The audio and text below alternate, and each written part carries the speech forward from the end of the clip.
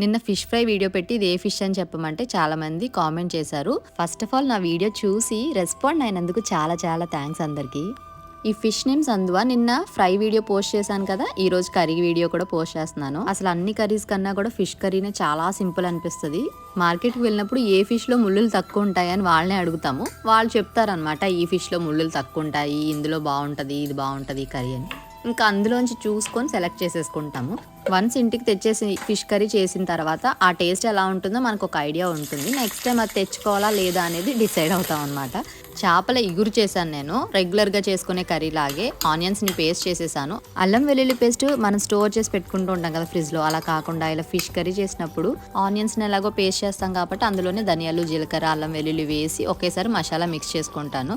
ఇలా చేసిన ఇన్స్టెంట్ మసాలాకి మనం స్టోర్ చేసి పెట్టుకున్న మసాలాకి చాలా డిఫరెన్స్ ఉంటుంది. ఈ ఫిష్ కర్రీ కన్నా కూడా ఫ్రై చాలా చాలా బాగుంది.